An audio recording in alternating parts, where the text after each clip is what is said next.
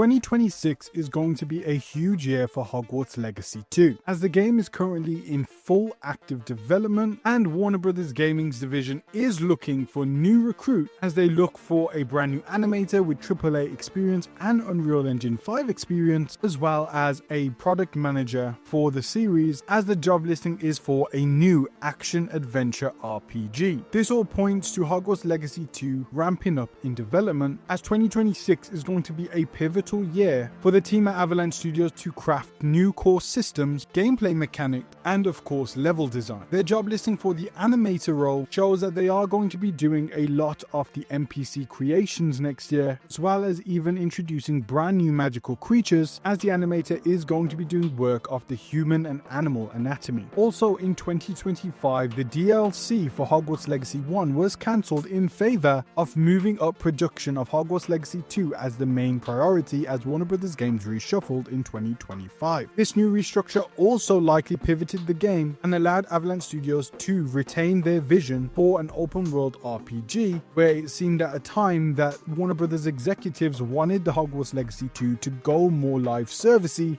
even become an MMORPG. Thankfully, it seems this is not the case, and 2026 is going to move up development for the open world RPG and likely have the team working on a lot of expanded maps, new areas and locations, all mapped and planned out, and starting level design on that front. Now, as the first game was built on Unreal Engine 4, this time around it's going to be developed on Unreal Engine 5. This means that the developers will have access to all the new Unreal Engine 5.7 features if they choose to use it. Although the developers will be familiar already in using Unreal Engine, it's likely that they will try to be learning the new features of Unreal Engine 5 also, which may take a little bit of time to see if that is worthwhile in implementing into Hogwarts Legacy 2, as this will likely be a title ready for the PlayStation 6 generation. Also know a lot of developers have troubles optimizing when it comes to Unreal Engine 5, which results to the game stuttering, or poor optimization when it comes to PlayStation 5 ports, and this is something that developers are aware of course, so it's very likely that in 2026 Avalanche Studio will be starting the early process of early Unreal Engine 5 optimization to make sure that the game's launch goes smoothly in the next 3 to 4 years. This is pivotal to do very early in the process, as it seems like you cannot just make a game in Unreal Engine 5 and then try to optimize it later. It has to be done from the beginning. So this is what's going to happen in 2026. Will hopefully be very easy for Avalanche Studio, as something as big as Hogwarts Legacy 2 will 100% need to launch in a pristine state, as the first game did record numbers and all eyes will be on the sequel. Poor optimization will lead to backlash critically and from fan reception. This could really also hurt the sales of the second game, which is again why it's very important for optimization to be done very early. We're also getting HBO's 2026 Harry Potter series, which will adapt each book into its own season and will be narratively connected to the Hogwarts Legacy games. Now, the show will reveal what narrative connection exists between your character's 50th adventure and the HBO timeline. Will the show reference ancient magic, acknowledging the events of the first game? Will locations, characters, or magical artifacts established in Hogwarts Legacy appear on screen? More intriguingly, the show's reception could influence Hogwarts Legacy 2's narrative direction. If certain characters, storylines, or magical concepts resonate strongly with audiences, developers might lean into those elements. If the show establishes new lore or expands existing Wizarding World mythology, the game could incorporate those revelations. So the 2026 HBO premiere essentially becomes a real-world test for the transmedia synergy Warner Bros. Is attempting here. Success could greenlight even deeper integration, perhaps even that rumored HBO adaptation of the first Hogwarts Legacy game, transforming your player's character's journey into a television event. We can also look beyond Hogwarts Legacy 2 in 2026, as it does seem that multiple Harry Potter projects are in development gaming-wise, as Warner Bros. Job listing hints at multiple Harry Potter games in development, not just Hogwarts Legacy 2. Spin-off titles set in the Hogwarts Legacy universe but focusing on different time periods or characters or magical disciplines. Imagine a game centered entirely on becoming an aura or exploring the founding of Hogwarts itself.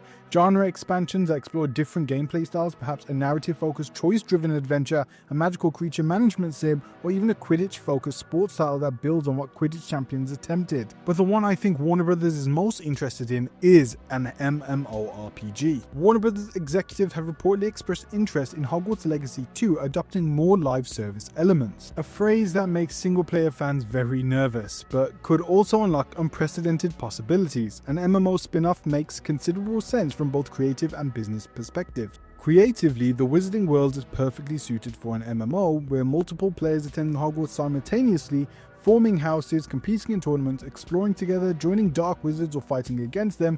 These are all natural multiplayer experiences. And from a business standpoint, Warner Brothers sees the revenue potential in ongoing engagement. The original Hogwarts Legacy sold phenomenally but generated revenue once per player. An MMO with subscriptions, expansions, and cosmetic purchases creates sustainable long-term income. In my opinion, this is something that may already be going on behind the scenes and is likely talked about, as this is something that the executives did want for Hogwarts Legacy 2, but ultimately due to the restructuring of the game's division, they knew they couldn't irritate fans by making Hogwarts Legacy 2 a sequel to a very successful open world single player experience, an MMORPG. It's just not right. So having an MMO separate would be a very smart thing to do, and a lot of people would be way more accepting of that, as we do then get the best of both worlds. And the biggest thing that will happen in 2026 is, of course, new ownership, as Warner Brothers is currently on sale as of the time of making this video, and whoever comes out on top and actually purchases Warner Brothers, if they purchase the whole company, including Warner Brothers games, well then the future would be very unclear, as questions will be asked like, will the incoming company see the value in a $150 million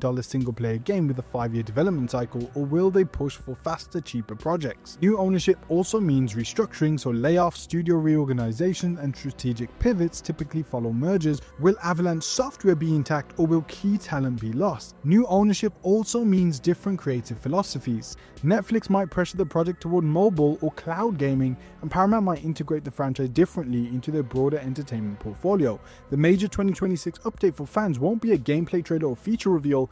It'll be the announcement of who owns Warner Brothers games and what their vision is for the franchise. So 2026 will actually be the most important year for Hogwarts Legacy 2. By the end of 2026, we'll know who owns Warner Brothers games and what their strategy is for the franchise, what narrative and lore connection exists between Hogwarts Legacy and the HBO series, whether multiple Harry Potter games are truly in development, if an MMO is moving beyond conceptual talks into actual production, and just how far along has Hogwarts Legacy 2's development progressed. The question isn't whether Hogwarts Legacy 2 is happening, it's whether the Wizarding World's most successful game franchise can navigate corporate uncertainty, technological transitions, and transmedia ambitions to deliver an experience worthy of the legacy of the first game. And guys, it is finally here. The Balboa Club Witch Hunt Collection Volume 1 is now available and will run from December through February, and this drop is specifically inspired by The Witcher, as I wanted to blend the styles of the wrestling world with the games we all know and love. Please go ahead and check out the Balboa Club store. It's on the channel store page, and the website is in the description and pinned comment section below. Please, Lord, give me a sign. I wanna be the greatest. Everybody on the fake shit. I look around and feel like everybody is the fakest. I make this every day and I'm impatient, hoping one day I blow up from the basement. Statement.